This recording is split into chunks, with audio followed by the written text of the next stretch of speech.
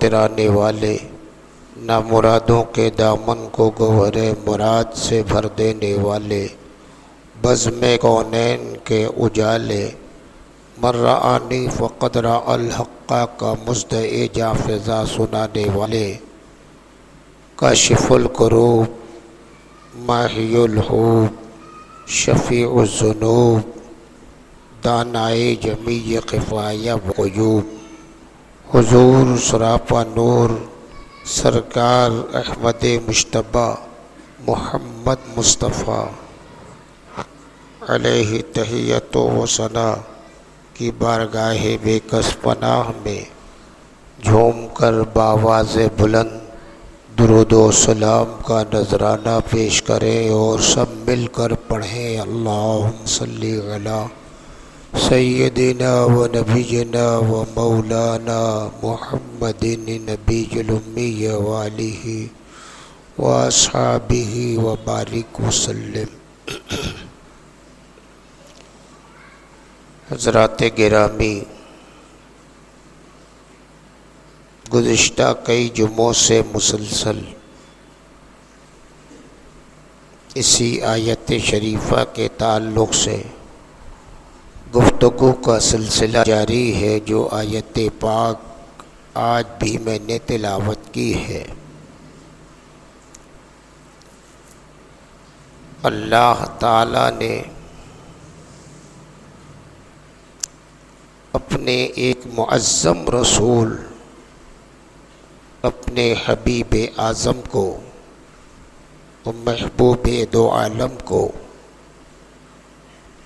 ہمارے اور آپ کے لیے روئے زمین پر بھیجا۔ ہم اپنی قسمت پر جتنا بھی ناز کریں کم ہے، مقدر کے ہم سکندر ہیں، تقدیر کے بلند ہیں، قسمت کے دھنی ہیں، کہ اللہ کا ہم پر ایسا خاص فضل و کرم ہوا ہے کہ میرے پروردگار نے بے شمار انبیاء و مرسلین روئے زمین پر بھیجا۔ ان کے لیے ان کی امتیں بھی اللہ نے پیدا فرمائیں، لیکن ہمیں اور آپ کو اگر خالق کائنات نے کسی کا امتی بنایا تو اور نبیوں میں کسی اور کا نہیں، بلکہ ایسے نبی کا امتی بنایا جو سارے نبیوں کا نبی ہے، سارے رسولوں کا رسول ہے، سب سے افضل، سب سے اعلیٰ، سب سے برتر، سب سے بالا، سب سے اونچا، کائنات میں بعد خدا اگر افضل ترین کسی کی ذات ہے تو وہ ہمارے پیغمبر محمد ابن عبداللہ کی ذات ہے۔ ایسے نبی کے ہم امتی بنائے گئے، اور ہمارے نبی کی شان و عظمت کیسی بلند و بالا ہے۔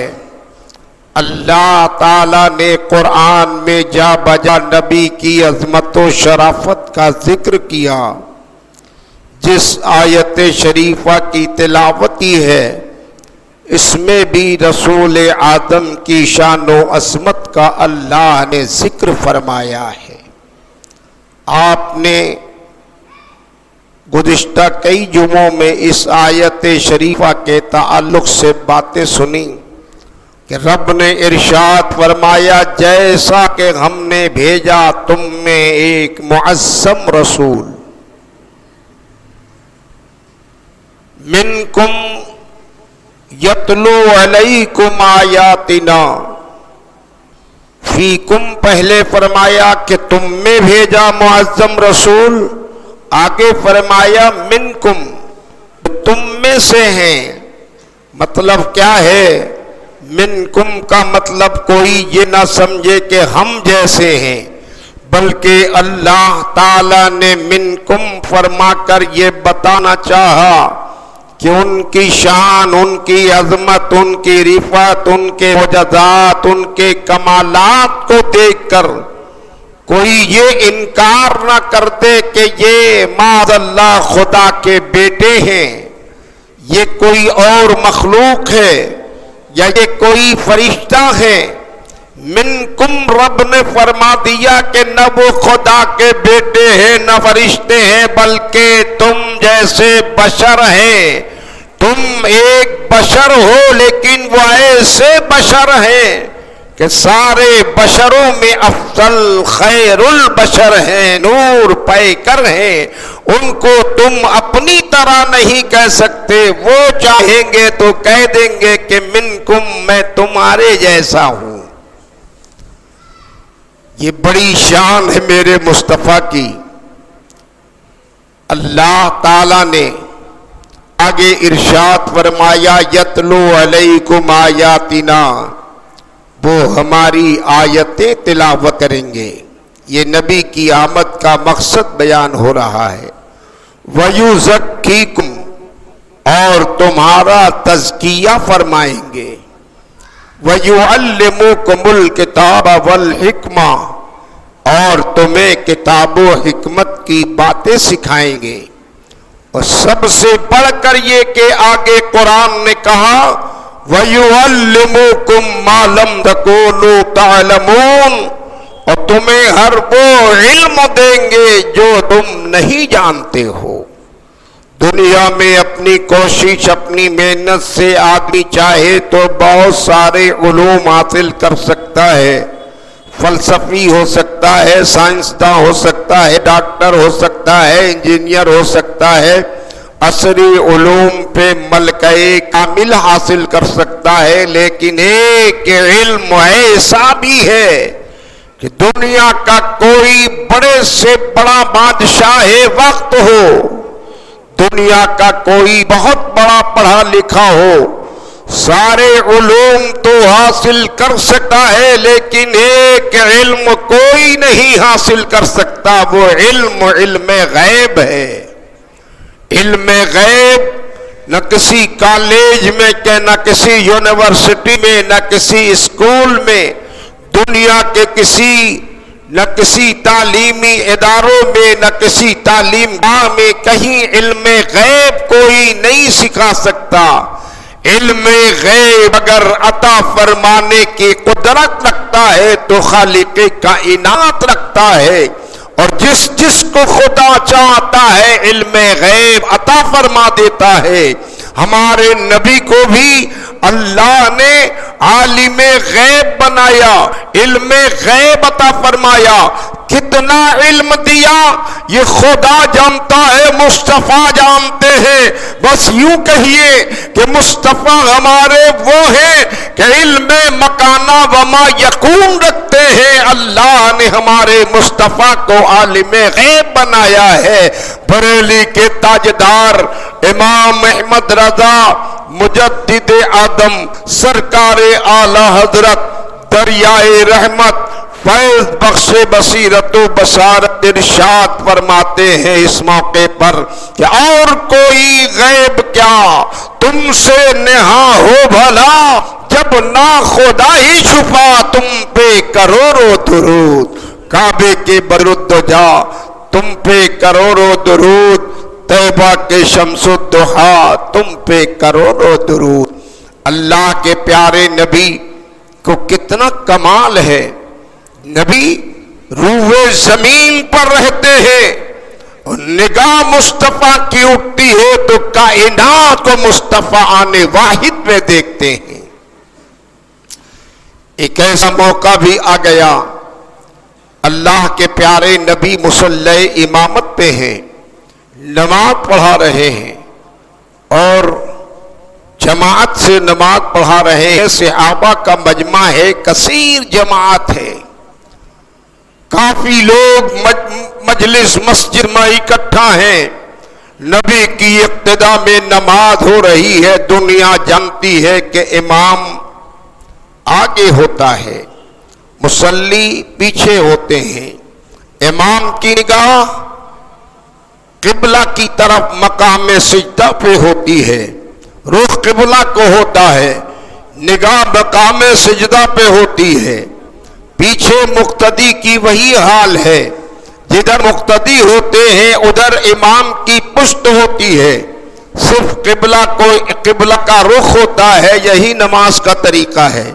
ایسے کئی نماز نہیں پڑھی جاتی کہ مصلی کا رخ قبلہ کو ہو اور امام کا رخ مصلی کی طرف ہو جائے، ایسے نہیں ہوتی، بلکہ نماز کا جو طریقہ اللہ کے پیارے نبی نے ہمیں بتایا ہے وہ یہی طریقہ بتایا ہے، بلکہ یہاں تک مصطفیٰ نے ارشاد فرمایا انت عبد اللہ کانک تراہ، انت عبد اللہ فانک تراہ فان لم یکن یراک فان لم یکن تراہ فانہ یراک، کہ عبادت ایسے کیا کرو کہ جیسے تم خدا کو دیکھ رہے ہو، اور اگر یہ ممکن نہ ہو تو کم از کم اس تصور کے ساتھ نماز پڑھو کہ خدا تمہیں دیکھ رہا ہے۔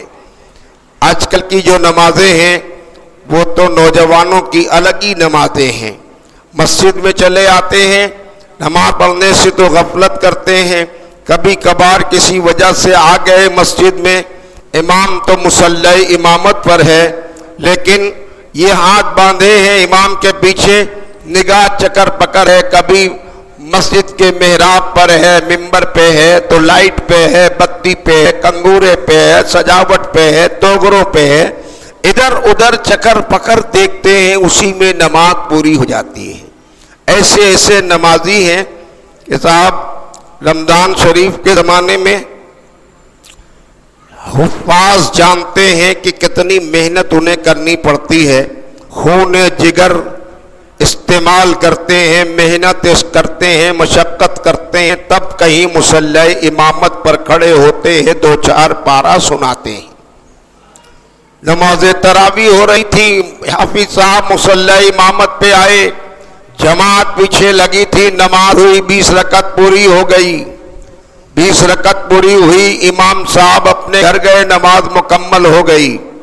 دوسرے دن پھر امام صاحب آئے، مصلی امامت پر کھڑے ہوئے، نماز تراویح ہونے لگی، اور نماز تراویح ہوتے ہوتے 20 رکعت پوری ہو گئی۔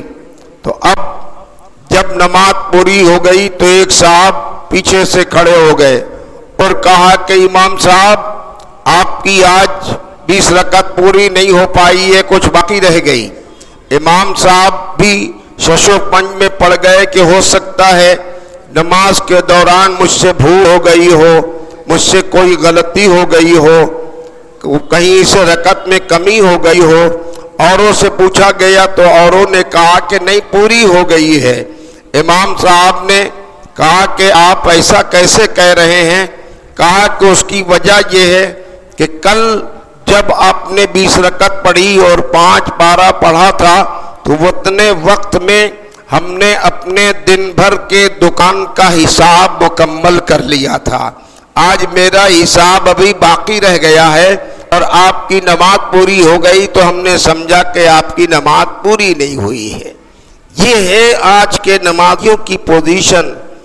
ایسی نمازیں نہ پڑھیں بلکہ نماز کیسے پڑھیں جیسے میرے مصطفیٰ نے تعلیم فرمائی ہے کہ عبادت ایسے کرو کہ جیسے تم اپنے خدا کو دیکھ رہے ہو۔ یہ نہ ہو تو کم از کم اس تصور کے ساتھ نماز پڑھو کہ خدا تمہیں دیکھ رہا ہے، اور جب اس تصور کے ساتھ پڑھنے لگ جائیں گے، پڑھتے پڑھتے وہ دن قریب آ جائے گا کہ سر سجدے میں ہوگا، تجلی پروردگار کا دیدار ہو رہا ہوگا۔ مولا کائنات فاتح خیبر علی مرتضیٰ سے کبھی پوچھنے والے نے پوچھا کہ اے علی بتائیں کہ آپ نے اپنے خدا کو دیکھا؟ تو مولا کائنات کا جواب آیا، دیکھنے کی کیا بات کرتے ہو، میرا سجدہ اس وقت تک پورا نہیں ہوتا سجدے سے میں اس وقت تک سر نہیں اٹھاتا جب تک کہ اپنے رب کی تجلیوں کا دیدار نہیں کر لیتا۔ یہ علی کے سجدے کا کمال ہے۔ ایسی نماز پڑھنی چاہیے۔ اب آپ کو اندازہ ہو گیا ہوگا کہ نماز کا طریقہ یہی ہے کہ مصلی امامت پر امام ہوتا ہے، رخ قبلہ کو ہوتا ہے، نگاہ مقام سجدہ پہ ہوتی ہے، پیچھے مقتدی ہوتے ہیں، ایک دو صف نہیں لگی ہے بلکہ صفیں لگی ہیں، مجمع کثیر ہے، صحابہ کی بھیڑ ہے، جماعت سے نماز ہو رہی ہے۔ نماز پوری ہو گئی جب اللہ کے پیارے رسول نے سلام پھیرا، نماز سے فارغ ہو گئے تو میرے پیغمبر کھڑے ہوئے اور سب سے پچھلی صف کے ایک نمازی کو اللہ کے پیارے رسول نے طلب فرما لیا۔ قریب آیا میرے پیغمبر نے ارشاد فرمایا، تم اپنی نماز کا اعادہ کر لو، تمہاری نماز میں فلاں فلاں خرابی آ گئی جس کی وجہ سے تمہاری نماز نہیں ہوئی ہے۔ اس شخص نے اپنی اس نماز کا اعادہ کیا۔ تعجب کی بات تھی، ایک جگہ میں نے اسی کو بیان کیا، اسی روایت کو، تو ایک صاحب مجمع میں کھڑے ہو گئے اور کہنے لگے، مولانا صاحب آپ لوگ یہ کیسی باتیں کرتے ہیں، عقل میں بھلا آنے والی ہے؟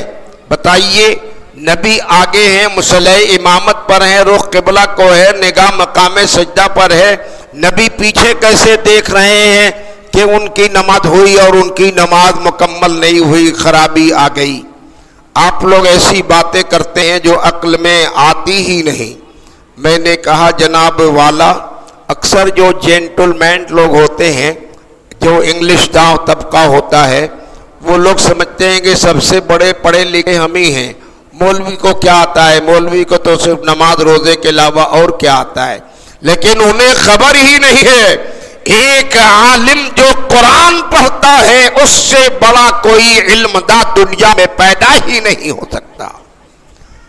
بڑے بڑے فلسفی ہو، منطق ہو، فلسفہ ہو، سائنس ہو، فصاحت ہو، بلاغت ہو، صرف ہو، نحو ہو، جتنے علوم حاصل کرنا ہے سب قرآن میں حاصل ہو جاتا ہے۔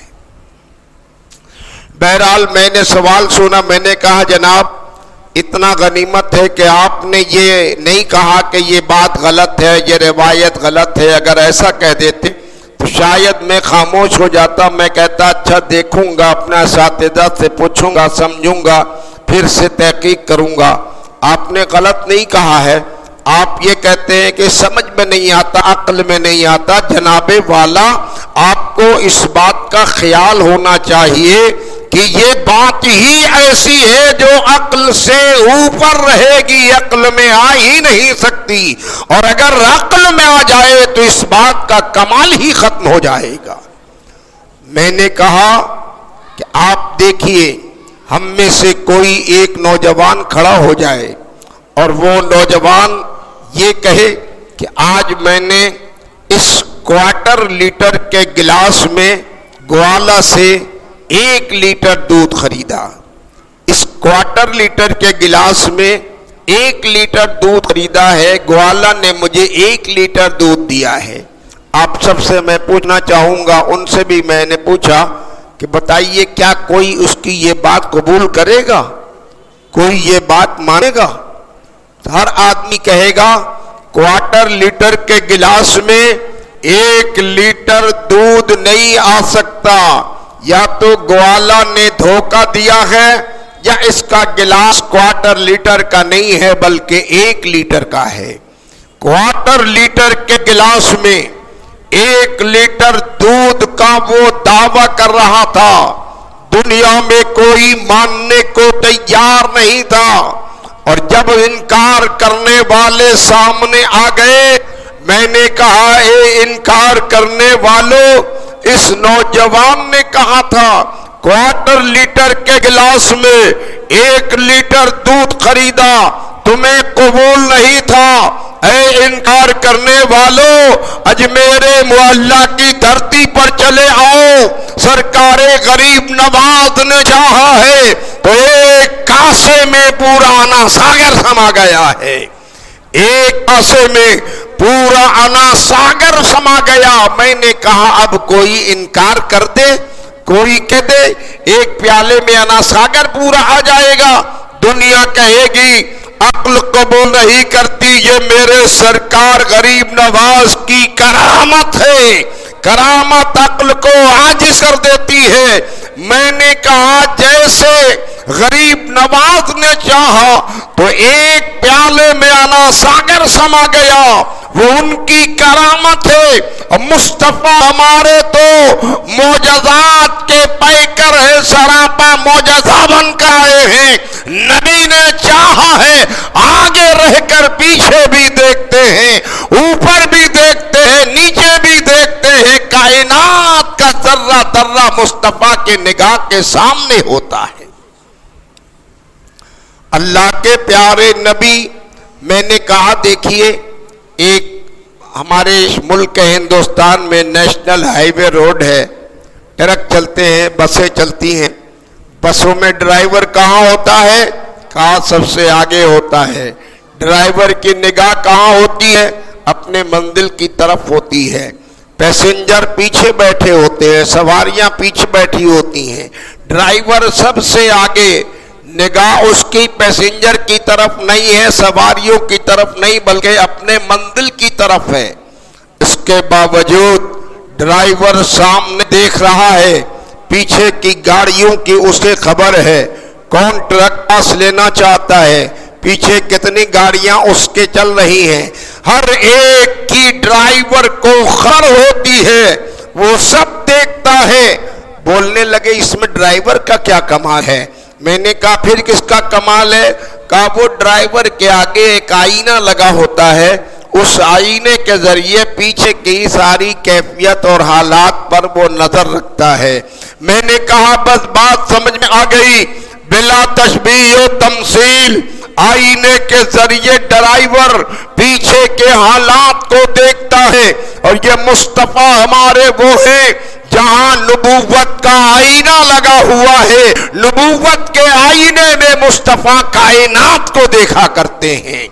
امام احمد رضا مجدد آدم سرکار اعلی حضرت بریلی کے تاجدار مصطفیٰ جان رحمت کے لیے ارشاد فرماتے ہیں، بخدا خدا کا یہی ہے در، نہیں اور کوئی مفر مکر، جو وہاں سے ہو یہی آ کے ہو، جو یہاں نہیں تو وہاں نہیں۔